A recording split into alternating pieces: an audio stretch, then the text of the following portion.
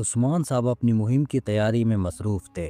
जंग की तैयारियों में दिन की मेहनत के बाद एक दिन हलीमा खातून उनके पास आती हैं।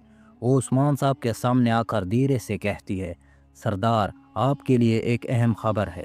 उस्मान साहब फ़ौरन हलीमा खातून की तरफ मुतवज्जा हो जाते हैं और उनकी आवाज़ में इज़्तिराब महसूस करते हैं। हलीमा खातून की आंखों में एक नया राज था और वो उस्मान साहब से कहती हैं, बाला खातून ज़िंदा हैं, वो सोफिया के पास हैं और मैंने उनकी हिफाजत का वादा किया था। ये सुनकर उस्मान साहब का दिल तेज़ धड़कने लगता है।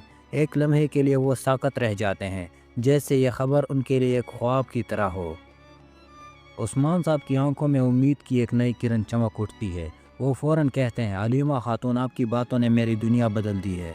हमें फ़ौरन बाला खातून को बचाने के लिए एक हिकमत अमली तैयार करनी होगी। हलीमा की बातों ने उस्मान साहब के अंदर एक नई ज़िंदगी की लहर पैदा कर दी।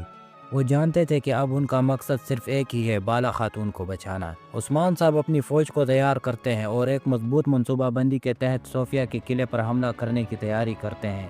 वो जानते थे कि ये जंग सिर्फ उनकी नहीं बल्कि उनके ख़ानदान की बका की जंग है। इसी दौरान बाला खातून और उस्मान साहब दोनों को एक और हकीकत का इल्म होता है। ये एक और रास्ता जो कि सोफिया खातून ने खोला था। वो बताती हैं कि मरियम जो हमेशा उनके साथ रहती थी दरअसल उनकी बेटी है। यह हकीकत दोनों के लिए एक हैरत का लम्हा होता है। उस्मान साहब और बाला खातून एक दूसरे को हैरानी और खुशी के साथ देखते हैं। तो मरियम मेरी बेटी है, उस्मान साहब कहते हैं। बाला खातून की आंखों में आंसू आ जाते हैं और वो उस्मान साहब को अपनी बेटी के बारे में बताती हैं। हाँ उस्मान, मरियम तुम्हारी बेटी है। मैंने उसे बचाने के लिए हर मुमकिन कोशिश की और अब ये वक्त आ चुका है कि हम उसे वापस ले आएँ। ये सुनकर उस्मान साहब की आंखों में नया जज्बा और क़ुव्वत पैदा हो जाती है। अब जब उस्मान साहब और बाला खातून को इस बात का इल्म होता है कि मरियम उनकी बेटी है, वो दोनों एक नई ताकत के साथ जंग की तैयारी करते हैं। उस्मान साहब अपनी फ़ौज के साथ सोफिया के किले पर हमला करने के लिए रवाना होते हैं। इस हमले में दोनों का मकसद न सिर्फ किले की फतह है बल्कि बाला खातून की आज़ादी और उनकी बेटी मरियम को वापस हासिल करना भी है। उस्मान साहब और उनकी फ़ौज एक तेज़ हमले के साथ सोफिया के किले की तरफ बढ़ते हैं। सोफिया के किले में जंग की आवाज़ें गूंज उठती हैं। उस्मान साहब की हिकमत अमली कामयाब होती है और वो सोफिया के किले को फतह कर लेते हैं।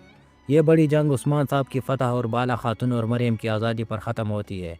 इसमें न सिर्फ उस्मान साहब की हिकमत अमली और बहादुरी की कामयाबी है बल्कि एक ख़ानदान की दोबारा मुलाकात भी है। इसके साथ ही उस्मान साहब का अहद है कि अब उनके ख़ानदान की हिफाजत और अज़मत को दोबारा बहाल करना है और वो अपने दुश्मनों को शिकस्त देने के लिए मज़ीद ताकतवर हो जाएंगे। नाज़रीन, आने वाली किस्त में हम देखेंगे कि बाला खातून को उस्मान साहब रिहा करवा लेंगे, हलीमा भी बच जाएगी और हलीमा को भी ये मालूम हो जाएगी कि बाला खातून उसकी वालदा और उस्मान साहब उसके वालिद हैं। यूँ हलीमा, उस्मान साहब और बाला खातून तीनों एक साथ मिल जाएंगे। नाजरीन, आने वाली किस्त में हम देखेंगे कि सोफिया अपने आप को बचाने के लिए मंगोलों की तरफ भाग जाएगी। आज की वीडियो में फिल वक्त तक के लिए इतना ही। वीडियो अच्छी लगे तो इसे लाइक और चैनल को सब्सक्राइब ज़रूर कीजिएगा ताकि हमारी हर आने वाली वीडियो सबसे पहले आप तक पहुंचती रहे। आपसे मुलाकात होगी अगली वीडियो में, तब तक के लिए हमें दीजिएगा इजाज़त और दुआओं में याद रखिएगा। अल्लाह निगहबान।